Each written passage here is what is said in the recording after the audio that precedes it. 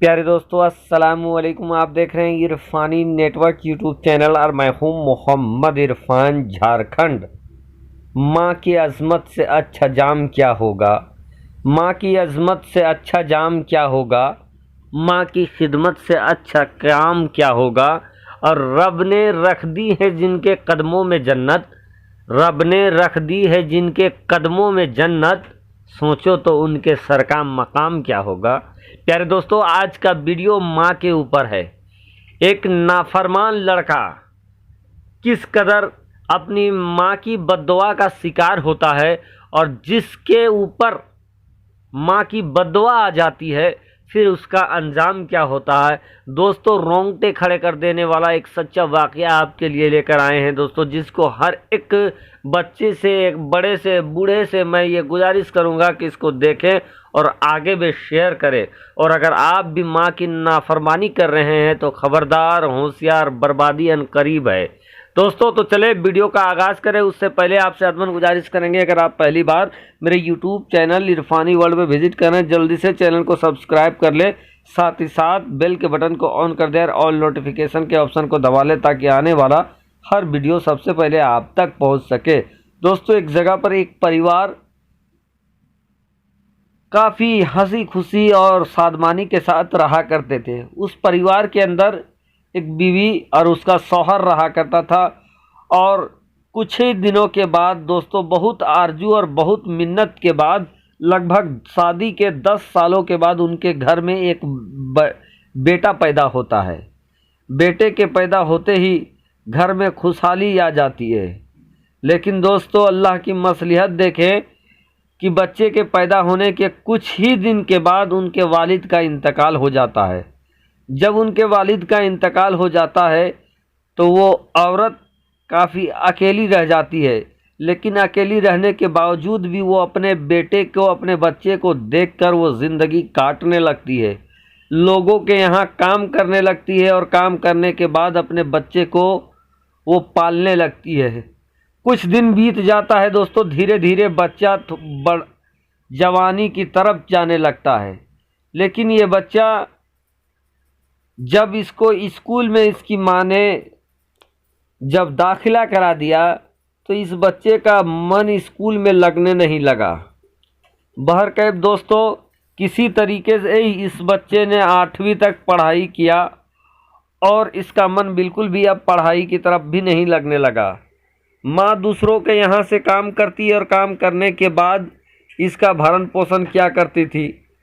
जब उसकी माँ ने ये देखा कि ये पढ़ाई लिखाई कुछ कर नहीं रहा है तो अपने बच्चे से कहा कि बेटे, तुम कहीं कुछ काम कर लो। मैं भी अब धीरे धीरे बूढ़ी हो चुकी हूँ और मेरे जिस्म में भी अब उतनी काम नहीं रहा, कि ताकत नहीं रहा कि मैं दूसरे के यहाँ से काम करके तुम्हें लाकर खिलाऊं। बहरकैफ दोस्तों, माँ के इसरार करने पर बेटा ने यह कहा कि जी, मैं आज ही जाता हूँ, कहीं काम ढूंढता हूँ। उसके बाद ये बच्चा सुबह ही निकल जाता है और सुबह निकलने के बाद दिन भर इधर उधर फिरता है, लेकिन कोई काम नहीं मिलता है इसको। रात के वक्त थका मांजा आता है, माँ से कहता है, माँ मैंने आज सारा दिन काम की तलाश किया लेकिन कहीं भी मुझे कोई काम नहीं मिला। उसकी माँ कहती है, खैर ठीक है बेटा, तुम खाना खा लो। उसकी माँ उसको खाना खिलाती है और उसके लिए दुआ करती है। फिर दूसरे दिन दोस्तों, वो लड़का इसी तरीके से निकलता, कई दिन इसी तरीके से निकलता है, घूमता फिरता है और घर आ जाता है। और इसी दरमियान उसको गलत लड़कों के साथ संगत लग जाता है और अब ये मामूल बना लेता है कि सिर्फ बाहर जाता है माँ को कह के कि मैं काम की तलाश में जा रहा हूँ, और दिन भर आवारा लड़कों के साथ घूमता है, रात को आ जाता है।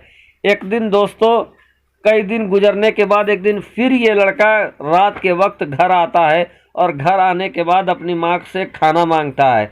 उसकी माँ कहती है, बेटा आज इतना देर कैसे हो गया, तुम जानते हो मेरे लाल कि मैं तुम्हारे बगैर खाना नहीं खाती हूँ।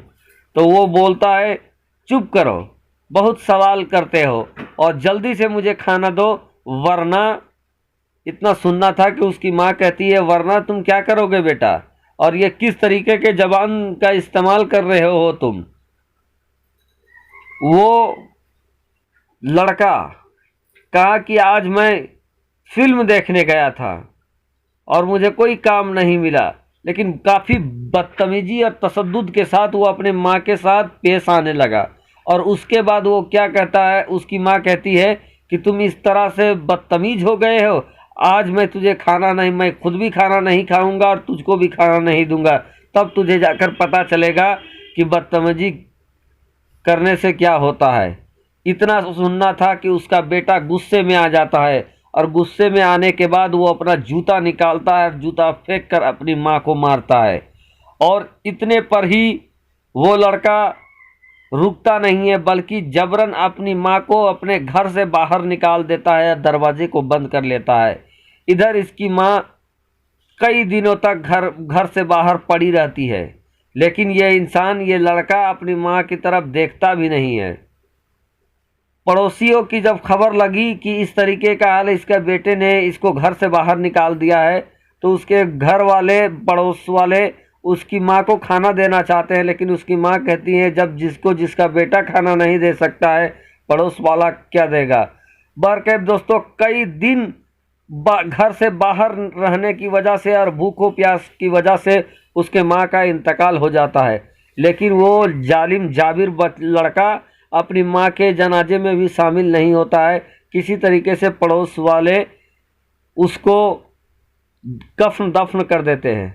दोस्तों, एक बात मैं भूल गया कि जिस वक्त उस लड़के ने अपनी माँ को मारा था जूते से, उस वक्त उसकी माँ ने उसके हक में बद्दुआ कर दिया था कि या अल्लाह, इस इंसान को तू जलील करके इस दुनिया से रुखसत कर।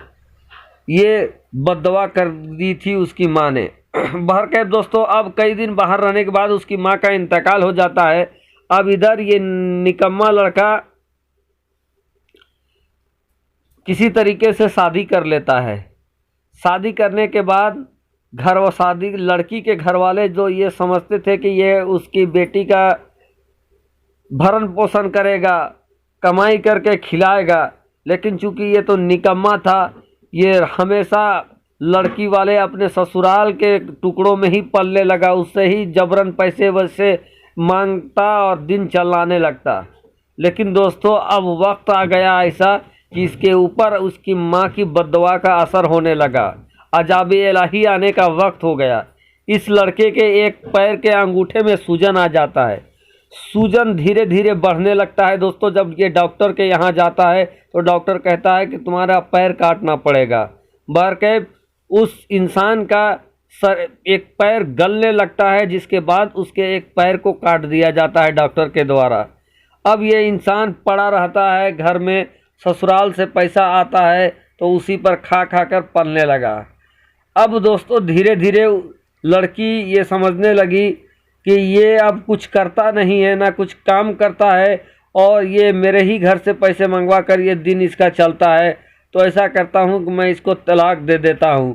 कई सालों के बाद उसकी बीवी उसको तलाक देकर वो वापस दूसरी जगह चली जाती है। इधर दोस्तों, ये निकम्मा जो इसका पैर पहले ही कट चुका था, अब ये क्या करता है कि अब इसके दूसरे पैर में भी अब सूजन आ जाता है और सूजन धीरे धीरे आगे बढ़ने लगता है। अब आगे बढ़ने लगता है तो ये इंसान क्या करता है कि चूंकि चल फिर तो नहीं सकता था, एक पैर पहले ही कट चुका था, ये इंसान अब भीख मांगने लगता है। और भीख मांगने के बावजूद भी इतने मिलता है इसको जितना से वो अपने पेट भर सके। और इसी तरीके से दोस्तों, उसका दूसरा पैर भी कटने के कगार में पहुंच जाता है।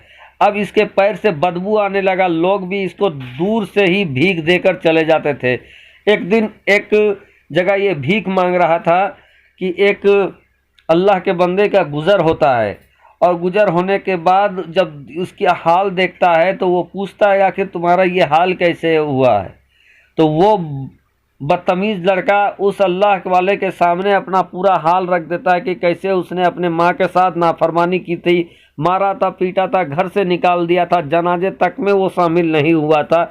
इतना सुनना था कि वो अल्लाह का बंदा ये कहता है कि ऐ नाफरमान इंसान, तुम्हारा जो ये हाल हुआ है ये तुम्हारी माँ की बद्दुआओं का सिला है, ये तुम्हारी माँ की बद्दुआओं का असर है जो ये तुम्हारा हाल हुआ है।